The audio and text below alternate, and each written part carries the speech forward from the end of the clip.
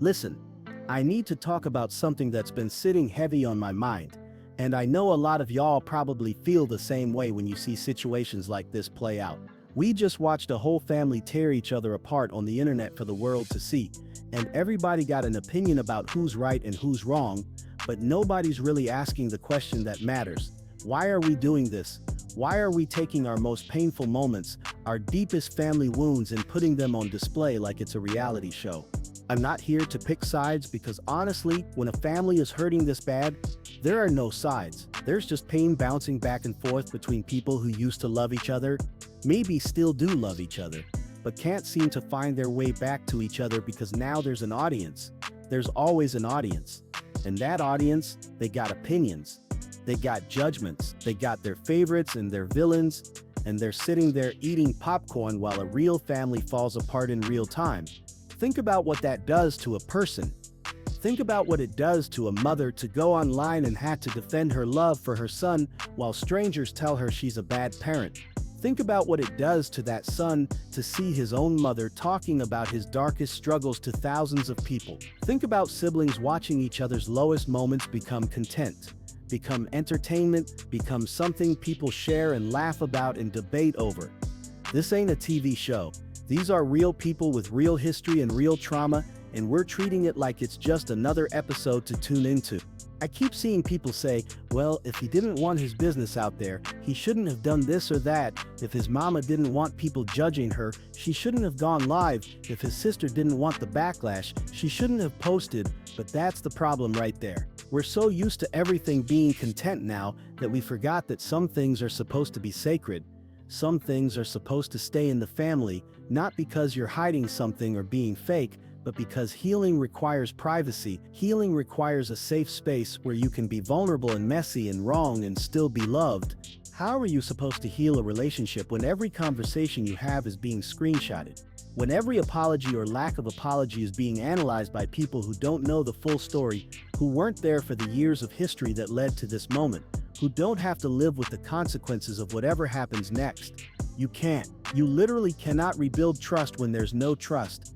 And there's no trust when everything is public. I've watched this man's mother pour her heart out online, talking about how she just wants her son back, how she prays for him every day, how it hurts to watch him self-destruct, and I believe her. I genuinely believe that's a mother in pain. But then I ask myself, if you really want your son back, if you really want to reach him, is the internet the place to do it? When you tell the world that your son is mentally unstable and on drugs and disrespecting you, what does that accomplish? Does it make him want to call you? Does it make him feel safe enough to be vulnerable with you? Or does it back him into a corner where he feels like he has to defend himself, has to clap back, has to prove he's not what you're saying he is? And I'm not saying the mother is wrong for feeling what she feels. I'm not saying she's wrong for being hurt or angry or fed up. What I'm saying is that the internet is not a therapist. Social media is not family counseling. When you bring thousands of strangers into your family business, you're not getting support, you're getting a mob. And that mob is going to pick sides, and they're going to make it worse, and they're going to make it impossible for y'all to come back together because now everybody has an investment in the drama continuing. The same thing goes for him. Every time he responds, every time he goes live and talks about what his family did or didn't do, he's feeding the same beast. He's giving people more ammunition to use against him or against them. And I get it. I really do. When somebody you love says something about you publicly, it feels like betrayal. It feels like you have no choice but to defend yourself.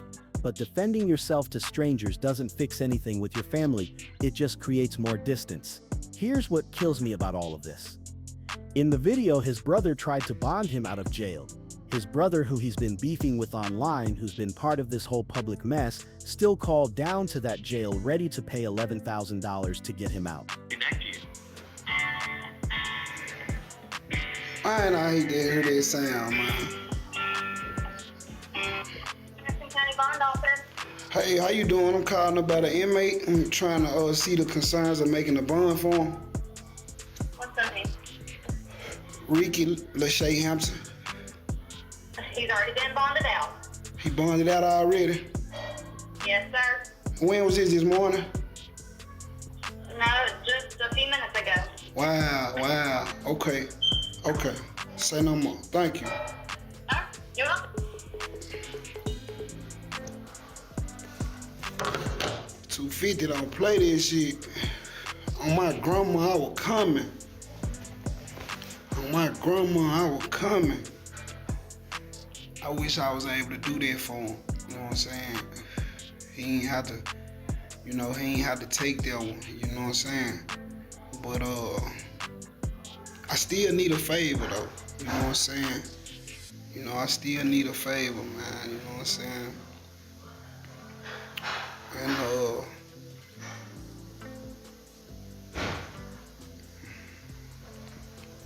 And niggas still gotta be a man, keep moving, man. Scars and bruises.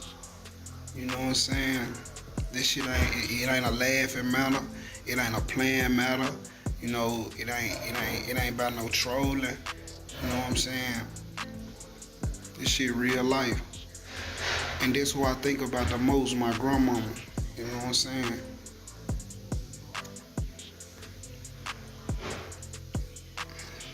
I want to be able to show them that I can be there. You know what I'm saying? Like a nigga was there for me. You know what I'm saying? No matter how bad it was, no matter who was right, who was wrong. You know what I'm saying? You know what I'm saying? I finna go dig in that bag. You know what I'm saying? Don't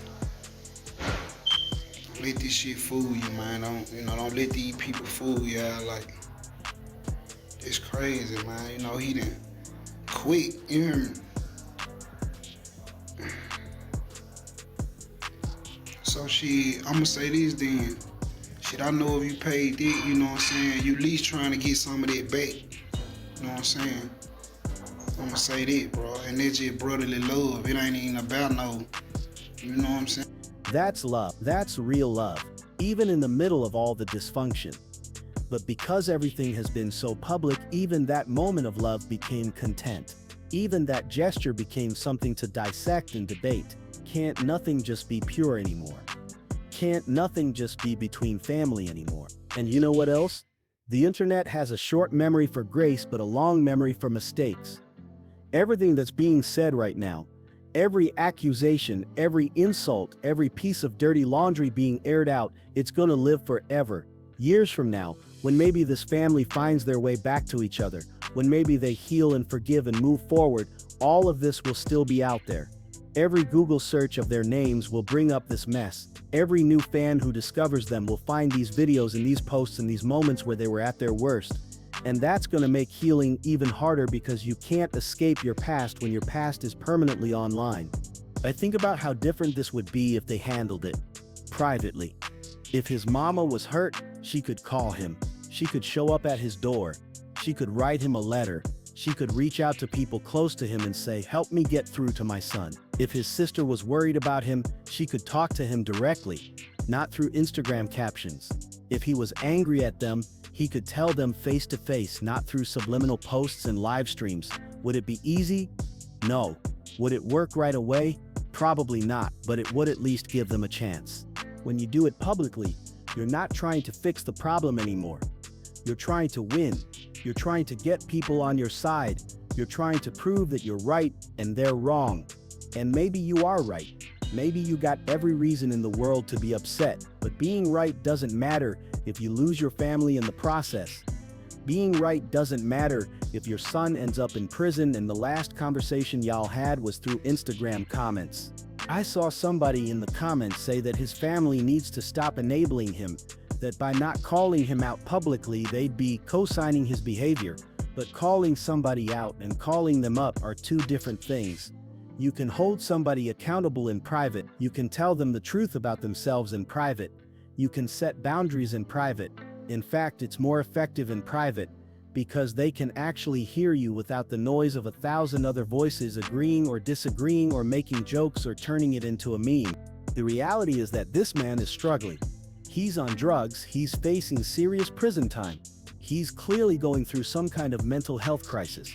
His family sees it, they're talking about it, they're worried about it, but all the worry in the world doesn't help if it's being broadcasted instead of being acted on. You can't love somebody back to health through a phone screen. You can't talk somebody off the ledge when you're both standing on that ledge performing for an audience. And I'm not naive. I know that sometimes families can't be reconciled. I know that sometimes people are so toxic or so far gone that the only option is to cut them off and protect yourself. I'm not saying you have to keep letting somebody hurt you just because they're blood. What I'm saying is that if you're going to cut somebody off, do it for real. Don't cut them off on Monday and then go lev about them on Tuesday. Don't say you're done with them and then keep engaging with every little thing they do. Either you're in or you're out, but this in-between space where you're still connected through drama and dysfunction, that's not protecting anybody. His mother said until he does right by her, everything he tries is going to fail. That's some hizzy words. That's essentially putting a curse on your own child. And I understand she's hurt. I understand she's exhausted. But when you say things like that publicly, you're not just expressing your pain, you're weaponizing it. You're making sure that every time something goes wrong for him, people are going to point back to that moment and say, see, his mama said it would happen. That's not creating space for change. That's cementing a narrative that he's doomed. What gets me is that everybody involved in this situation probably wants the same thing deep down. They want to be loved. They want to be understood. They want to be seen for more than their mistakes. But none of that can happen when every interaction is happening in front of a crowd that's already decided who the villain is. The crowd wants drama. The crowd wants somebody to be destroyed. The crowd doesn't want reconciliation because reconciliation is boring. Reconciliation doesn't get views. I think about my own life and my own family. We've had our issues. Every family has. But I made a decision a long time ago that whatever happens between me and mine, that's going to stay between me and mine, not because I'm perfect or because my family is perfect, but because I understand that the moment you invite the world into your private business, you lose control of the narrative. You lose the ability to fix it quietly. You lose the option of making mistakes and learning from them without those mistakes defining you forever. There's this idea that being public about everything is being real, being authentic. But there's a difference between authenticity and exposure. You can be real about your struggles without naming names. You can talk about going through a hard time with family without putting your family members on blast. You can ask for support and prayer without giving people all the details so they can pick sides. That's not being fake. That's being wise. That's understanding that some battles aren't meant for spectators. And for the people watching, for us, we have to do better too. We have to stop treating other people's pain like entertainment. We have to stop picking sides in situations we don't fully understand. We have to stop rewarding people for exposing their families by giving them likes and shares and comments. Every time we engage with this kind of content, we're telling people that this is what we want to see. We're encouraging more of it. We're making it harder for people to choose privacy because privacy doesn't pay the bills and it doesn't keep you relevant. I don't know how this situation is going to end. Maybe they'll figure it out. Maybe they won't. Maybe he'll get his life together. Maybe he won't. But I know that whatever happens, it would have a better chance of being positive if it happened away from the cameras, away from the comments, away from all of us who think we know what's best but really just know what's entertaining. Family is messy. Healing is messy. But it's a whole lot messier when you're trying to do it on stage.